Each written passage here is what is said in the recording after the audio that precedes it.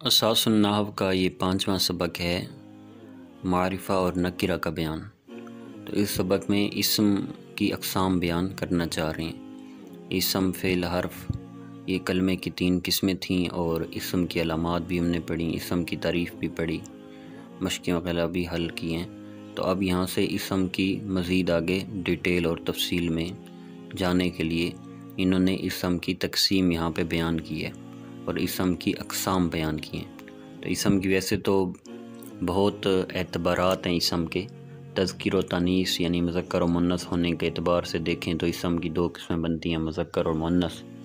اور اگر اسی اسم کو کہ جو ہے واحد تثنیہ جمع ہونے کے اعتبار سے دیکھیں کہ اسم واحد بھی ہوتا ہے تثنیہ اور جمع، اس اعتبار سے 3 قسمیں بن جائیں گی، واحد تثنیہ جمع۔ تو اسی طرح اسم کا ایک اعتبار یہ بھی ہے کہ کبھی اسم جو ہوتا ہے ایک خاص ہوتا ہے، ٹھیک ہے، اس سے کوئی ایک معین اور معلوم چیز سمجھی جاتی ہے، اور کبھی اسم ایسا بھی ہوتا ہے کہ جس سے ایک خاص چیز سمجھی نہیں جا رہی ہوتی، عام چیز سمجھی جا رہی ہوتی ہے، وہ بہت سارا چیزیں مراد ہو سکتی ہیں، ایک معین ضروری نہیں ہے۔ تو اس طرح اس اعتبار سے یعنی معرفہ اور نکرہ ہونے کے اعتبار سے اور معنی کے خاص اور عام ہونے کے اعتبار سے کہ اسم کا معنی کبھی خاص ہوتا ہے، معین معلوم ہوتا ہے، اور کبھی خاص معین معلوم نہیں ہوتا، عام ہوتا ہے۔ تو اسم کی 2 قسمیں آج ہم پڑھنے والے ہیں، ایک ہے نکرہ اور معرفہ، باقی اقسام انشاءاللہ آئندہ اسباق میں پڑھیں گے۔ تو انگلش میں یہ جیسے ان کے لیے یوز کیا جاتا ہے کامن ناؤن اور پراپر ناؤن۔ ایک ہوتا ہے نکرہ، نکرہ اسم کہتے ہیں کامن ناؤن، اور انگلش میں یوز ہوتا ہے اس کے لیے، اور معرفہ اسم کے لیے انگلش میں پراپر ناؤن یہ استعمال ہوتا ہے، اور یہ سیم ہے، تھوڑے سے ان میں فرق ہوگا، یہاں پہ ڈیٹیل ہم تھوڑی زیادہ پڑھیں گے۔ تو نکرہ اسم کیا ہوگا؟ نکرہ اسم ہوتا ہے کہ جس اسم سے کوئی خاص چیز نہ سمجھی جائے، ٹھیک ہے، کوئی ایک معین چیز نہ سمجھ جائے تو اس کو نکرہ کہتے ہیں۔ انہوں نے ایک مثال دی ہے جیسے طفلن، طفلن معنی بچہ۔ اب اگر دیکھیں تو اس سے کوئی خاص بچہ نہیں سمجھ آ رہا، کیونکہ بچے تو اب بہت سارے ہیں، تو جب ہم طفلن بولیں گے تو اس سے ایک عام معنی ہے، اس کا کوئی خاص معنی نہیں ہے کہ کوئی خاص بچہ مراد ہو۔ تو اس طرح اپنی طرف سے میں اور مثالیں دوں تو کتاب، قلم، پینسل، ٹھیک ہے، سیب، سبزی، پھل، یہ سارے وہ ہیں کہ جن سے کوئی ایک چیز نہیں سمجھ آ رہی، کیونکہ یہ عام ہیں، بہت سارے مراد ہو سکتے ہیں۔ کتاب سے بہت ساری کتابوں میں سے کوئی بھی کتاب مراد ہو سکتی ہے، سیب میں سے بہت سارے سیبوں میں سے کوئی سا بھی سیب مراد ہو سکتا ہے۔ تو لہٰذا یہ کامن ناؤن ہیں یعنی نکرہ ہیں۔ تو فائدہ کہہ رہے ہیں کہ عربی زبان میں استعمال ہونے والا ہر اسم نکرہ شمار ہوگا۔ عربی زبان میں جو بھی اسم ہوگا تو اولا ہم اسے نکرہ ہی کہیں گے جب تک اس کا معرفہ ہونا ثابت نہ ہو جائے، جب تک اس کا معلوم، معین اور خاص ہونا ثابت نہیں ہوگا تب تک اس کو ہم نکرہ کہیں گے۔ جیسے طفلن ہی دیکھ لیں تو طفلن اب ہے تو ہم اسے نکرہ کہیں گے۔ کیوں نکرہ کہیں گے؟ کیونکہ اس کا معرفہ ہونا معلوم نہیں ہے، یعنی معین ہونا، خاص ہونا اس کا معلوم نہیں ہے، تو اس کو ہم نکرہ شمار کریں گے۔ معرفہ کیا تعریف ہے؟ معرفہ کہتے ہیں جس اسم سے کوئی خاص چیز سمجھی جائے، ٹھیک ہے، یعنی کوئی خاص چیز سمجھی جائے یا کسی خاص چیز کا نام ہو، کسی جگہ کا نام ہو، اور اس کے علاوہ بھی چیزیں ہیں، تو اس کی ڈیٹیل ہم پڑھنے والے ہیں ابھی۔ تو اولاً معرفہ کی تعریف یہ سمجھ لیں کہ معرفہ وہ ہوتا ہے جس اسم سے کوئی خاص چیز سمجھی جائے، جیسے بکرن شخص کا نام ہے، جب بہت سارے لوگ ہوں گے ان میں سے جب ہم بکر کا نام لیں گے تو اس سے وہی مراد ہوگا جس کا نیم بکر ہے، یعنی وہی خاص مراد ہوگا اور وہی معین ہوگا، تو اس لیے بکرن جو ہے یہ معرفہ کہلائے گا۔ مزید معرفہ کی ڈیٹیل کے لیے معرفہ کی اقسام انہوں نے بیان کی ہیں۔ معرفہ کی 7 قسمیں ہیں۔ پراپر ناؤن کی عربی میں کتنی قسمیں ہیں؟ معرفہ کی 7 قسمیں ہیں۔ تو ان 7 قسموں سے بھی ہمیں آسانی سے معرفہ کی تعیین معلوم ہو جائے گی، اور معرفہ کے بارے میں عربی کے اندر ہمیں آسانی سے معلوم ہو جائے گا کہ کون سا اسم معرفہ ہے اور کون سا اسم نکرہ ہے۔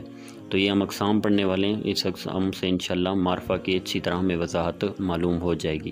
تو معرفہ کی 7 قسمیں، ان میں سے ایک قسم ہے اسم ضمیر، دوسری اسم علم، تیسری اسم اشارہ، چوتھی اسم موصول، پانچویں معرف باللام، چھٹی معرف بالاضافت، اور ساتویں معرف بن ندا۔ تو ان کو ہم سمجھتے ہیں۔ پہلے ہے اسم ضمیر، ٹھیک ہے، اسم ضمیر یہ بھی معرفہ کی ایک قسم ہے۔ تو ضمیر جو بھی ہے یعنی عربی لغت میں، عربی گرامر میں ضمیر جس کو بھی کہتے ہیں، تو جو بھی ضمیر ہے تو وہ معرفہ کہلائے گی۔ اور اس کو آسانی سے اگر سمجھیں تو انگلش میں جیسے پروناؤن استعمال ہوتے ہیں، ہی ہو گیا، شی ہو گیا، ٹھیک ہے، دے ہو گیا، دیر ہو گیا، تو اس طرح پروناؤن جو انگلش میں استعمال ہوتے ہیں انہی کو گویا کہ آپ سمجھ لیں کہ وہ ایک قسم کی ضمیریں ہوتی ہیں، ٹھیک ہے۔ عربی میں جیسے کہ آئے گا ہوا، ہوا مانا وہ، ٹھیک ہے، اس طرح عربی میں آئے گا آنا، آنا مانا میں، انگلش میں وہی آ جاتا ہے۔ تو اسی طرح انتا عربی میں آتا ہے، انتا مانا تم، ٹھیک ہے۔ تو یہ اس میں ضمیر ہوتے ہیں، ٹھیک ہے۔ اب اس میں ضمیر میں ایسا ہوتا ہے کہ کچھ اس میں ضمیر ایسے ہوتے ہیں کہ جو کسی غائب شخص کے لیے آ رہے ہوتے ہیں، جیسے ہوا مانا وہ، ٹھیک ہے۔ اس طرح مؤنث کے لیے آئے گا ہیا، وہ، اس طرح دو بندوں کے لیے آئے گا ہما، اور بہت سارے بندوں کے لیے آئے گا ہم، وہ لوگ، ٹھیک ہے۔ اسی طرح کچھ اس میں ضمیر آتے ہیں وہ سامنے والے کے لیے آتے ہیں، مخاطب کے لیے آتے ہیں، جیسے انگلش میں یو استعمال ہوتا ہے، تو یہاں اس کے لیے آتا ہے انتا، انتا منا تم، ایک بندہ ہوگا، دو بندے ہوں گے تو انتما، بہت سارے ہوں گے تو مطلب ہے انتم، تم سب لوگ۔ اور کچھ وہ ہوتے ہیں جو متکلم یعنی کلام کرنے والا، جو خود کلام کر رہا ہوتا ہے اس کے لیے استعمال ہوتے ہیں، جیسے آنا منا میں اور نحن منا ہم سب، تو ان کو اس میں ضمیر کہتے ہیں۔ تو اس میں ضمیر کی یہ جو تعریف انہوں نے بیان کی ہے تو وہ ہے وہ اسم جو متکلم یعنی بولنے والا، کلام کرنے والا، مخاطب یعنی سامنے والا، اور غائب یعنی جو وہاں پہ موجود نہیں ہے تو اس پر دلالت کرے۔ دلالت سے مراد یہ ہے کہ اس کو واضح کرے، ٹھیک ہے، اس کو بیان کرے۔ تو جو اسم متکلم، مخاطب یا غائب کو بیان کرے، ان کو واضح کرے، ان پر دلالت کرے، تو ایسا اسم اس میں ضمیر کہلائے گا۔ جیسے آنا جو ہے یہ متکلم پر دلالت کر رہا ہے، انتا جو ہے یہ مخاطب پر دلالت کر رہا ہے، اور ہوا جو ہے یہ غائب شخص کو پر دلالت کر رہا ہے، اس کو ظاہر کر رہا ہے۔ دوسری قسم معرفہ کی ہے اسم علم۔ اسم علم وہ، اسم علم، علم مانا نیم، یعنی کسی شخص کا نام ہو، تو وہ اسم جو کسی خاص شخص، خاص جگہ یا خاص چیز کا نام ہو، جیسے خالد ایک خاص شخص کا نام ہے، بغداد ایک خاص شہر کا نام ہے، ذوالفقار تلواروں میں سے ایک خاص تلوار کا نام ہے۔ لیکن صرف تلوار بولیں گے تو یہ خاص چیز کا نیم نہیں ہوگا، کیونکہ تلواریں تو بہت ساری ہو سکتی ہیں، ٹھیک ہے۔ اس طرح شہر صرف بولیں گے تو یہ بھی خاص چیز کا نام نہیں ہے، کیونکہ شہر بہت سارے ہو سکتے ہیں۔ لیکن بغداد بولیں گے صرف ایک ہی شہر ذہن میں آئے گا، ذوالفقار بولیں گے ایک ہی تلوار ذہن میں آئے گی، مولا علی مشکل کشا کی تلوار کا نام ذوالفقار تھا۔ خالد بولیں گے تو ایک ہی شخص کا نام ذہن میں آئے گا۔ تو یہ ہوتا ہے اسم علم کہ خاص کوئی شخص ہو، خاص کوئی جگہ ہو، خاص کوئی چیز ہو، اس کے لیے جو نیم ہوگا، اسم ہوگا، وہ اسم علم ہوگا۔ تیسری ہے اسم اشارہ۔ اسم اشارہ کچھ آپ نے انشاءاللہ ربیہ پڑھی ہوگی، تو انشاءاللہ ربیہ میں کچھ آپ نے اسم اشارہ پڑھے ہیں۔ اسم اشارہ کیا ہوتا ہے؟ یعنی جو عربی میں اشارے کے لیے اسم استعمال ہوتے ہیں، جیسے آپ نے پڑھے ہوئے ہیں کہ ہاذا یہ مذکر کے اشارے کے لیے آتا ہے، ہاذی یہ مؤنث کے اشارے کے لیے آتا ہے، ذالکا یہ دور مذکر کے لیے آتا ہے، اور تلکا جو ہے دور مؤنث کے لیے آتا ہے۔ تو یہ اسم اشارہ، یہ جتنے بھی ہیں عربی کے اندر، یہ سارے بھی معرفہ کے تحت داخل ہیں، اور ان کو بھی ہم معرفہ کہیں گے۔ تو اسم اشارہ وہ اسم جس سے کسی کی طرف اشارہ کیا جائے، جیسے ہاذا یہ، ذالکا وہ، تو یہ بھی معرفہ کی اقسام میں شامل ہیں۔ چوتھے نمبر پہ ہیں اسم موصول۔ اسم موصول یہ بھی عربی کے اندر بہت سارے ہیں اسم موصول جن کو کہا جاتا ہے، جیسے قرآن مجید میں استعمال ہوتا ہے الذی، ٹھیک ہے، اللذانی، اللذینہ، تو یہ جو الذی ہے، اللذینہ ہے، اللتی ہے، یہ اسم موصول ہیں۔ تو یہ بھی انشاءاللہ ہم آئندہ اسباق میں، ان کا پورا ایک سبق بھی ہے، وہ بھی ہم ڈیٹیل سے پڑھیں گے۔ تو یہاں انہوں نے ایک دو ہی بس مثال کے طور پہ دی ہیں، تعریف اس کی پڑھ لیتے ہیں۔ اسم موصول وہ اسم ہے جو بعد والے جملے سے مل کر جملے کا جز بنتا ہے، یہ اسم موصول ہوتا ہے۔ یعنی اسم موصول وہ اسم ہوتا ہے جو بعد والے جملے سے مل کر جملے کا جز بنتا ہے، یعنی یہ ایسا اسم ہے جس کو اپنے بعد ایک پورا جملے کی ضرورت ہوتی ہے، اپنے بعد ایک پورے جملے کی ضرورت ہوتی ہے، پورے ایک کلام کی ضرورت ہوتی ہے، پورے 3 4 2 ورڈ ہوں، پورا جملہ ہو، مرکب تام ہو، ان کی ضرورت ہوتی ہے، وہ بعد میں اس کے ہونا ضروری ہے۔ یہ اور وہ مل کے اب جا کے پورا ایک کلام کا ایک حصہ بنیں گے، تو یہ اسم موصول ہوتا ہے۔ تو اس انشاءاللہ آئندہ اس کی ڈیٹیل ہم سمجھیں گے۔ 5 ہے معرف باللام۔ معرف باللام بالکل آسان ہے، کوئی بھی اسم ہو اس کے شروع میں الف لام لگا ہوا ہو تو اس کو عربی میں کہتے ہیں معرف باللام۔ معرف باللام یعنی لام کے ساتھ جو معرف ہے، جس کی پہچان ہے، جس کے شروع میں الف لام ہو، جیسے الکتاب ہو تو یہ بھی معرفہ کہلائے گا۔ نمبر 6 معرف بالاضافت۔ معرف بالاضافت کیا ہوتا ہے؟ کسی بھی ایک اسم کو ایک کسی چیز کی طرف منسوب کر دینا، ٹھیک ہے، تو اس کو ہم معرف بالاضافت کہیں گے۔ لیکن جس چیز کی طرف منسوب کر رہے ہیں، جس چیز کی طرف اس کا تعلق جوڑ رہے ہیں، وہ بھی معرفہ ہونی چاہیے۔ جیسے میں کہتا ہوں کہ زید کا قلم، اب یہ جو قلم ہے اس کا میں نے تعلق جوڑ دیا زید کے ساتھ۔ اسی طرح میں کہتا ہوں کہ بکر کی کتاب، اب یہ جو کتاب ہے، کتاب کا میں نے تعلق جوڑ دیا بکر سے، تو یہ جو کتاب ہو گیا اور قلم ہو گیا، یہ معرفہ کہلائیں گے، یعنی معرف بالاضافت کہلائیں گے۔ اضافت معنی نسبت اور تعلق ہوتا ہے، یعنی یہ اضافت اور نسبت اور کسی چیز کے تعلق کی وجہ سے معرفہ بن گئے ہیں، ٹھیک ہے۔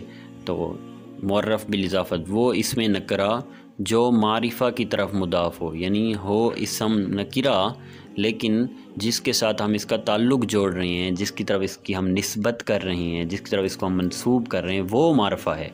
جیسے قلم زیدن، قلم معنی قلم، زید معنی زید، زید کا قلم۔ اب یہ دیکھیں قلم کو ہم زید کے ساتھ تعلق جوڑ رہے ہیں، نسبت کر رہے ہیں، اور قلم خود نکرہ ہے اور زید معرفہ ہے، تو نکرہ کا ہم معرفہ سے تعلق جوڑ رہے ہیں، تو اس وقت میں جو نکرہ ہوگا وہ بھی معرفہ بن جائے گا، تو یہاں ہم قلم کو کہیں گے معرف بالاضافت۔ نمبر 7 معرف بالندا، جس کے شروع میں حرف ندا ہو۔ عربی کے اندر کسی بھی لفظ سے پہلے حرف ندا لگا ہوا ہو تو وہ جو لفظ ہوگا اس کو ہم کہیں گے معرف بالندا، ٹھیک ہے۔ اب حروف ندا، ندا سے مراد عربی میں حروف ندا کہتے ہیں، یعنی جس پکارنے کے لیے جو حروف ہوتے ہیں، جیسے ہم اپنی زبان میں پکارنے کے لیے کہتے ہیں اے شخص، او شخص، اے شخص، یہ ہم یوز کرتے ہیں، اے شخص ادھر آ۔ تو عربی میں ندا کے لیے، کسی کو پکارنے کے لیے کچھ لفظ ہیں، ان کو کہتے ہیں حروف ندا۔ یہ نیچے لکھے بھی ہوئے ہیں، یہ دیکھیں نمبر 1 میں، حاشیہ نمبر 1 میں دیکھیں حروف ندا 5 ہیں، یا، ایا، حیا، ای، آ، یہ آپ یاد کر لیں۔ تو یہ کسی بھی اسم کے شروع میں آئیں گے تو وہ اسم معرف بالندا کہلائے گا۔ جب معرف بالندا کہلائے گا تو معرفہ کی قسم وہاں پائی گئی ہے، جب معرفہ قسم پائی گئی ہے تو وہ اسم معرفہ کہلائے گا۔ جیسے یا رجلو، اب رجلو معرفہ ہوگا، کیوں معرفہ ہوگا؟ کیونکہ اس کے شروع میں یا حرف ندا آیا ہوا ہے، اور یا حرف ندا آ جائے تو وہ اسم معرف بالندا ہوتا ہے۔ جب وہ معرف بالندا ہے تو معرفہ کی قسم پائی گئی ہے، جب معرفہ قسم پائی گئی ہے تو وہ بھی معرفہ بن جائے گا، ٹھیک ہے۔ تو یہ چیزیں یاد رکھیں۔ آخر پہ فائدہ ہے کچھ۔ نمبر 1 عربی میں حرف تعریف یعنی معرفہ بنانے والا حرف ہے۔ جو ہوتا ہے یہ عربی میں کیا بناتا ہے؟ معرفہ بناتا ہے۔ نمبر 2 جب کسی اسم نکرہ پر داخل ہوتا ہے تو اسے معرفہ بنا دیتا ہے، جیسے ابھی ہم نے پڑھا ہے کہ یہ معرفہ بنا دیتا ہے کسی پر آ جائے۔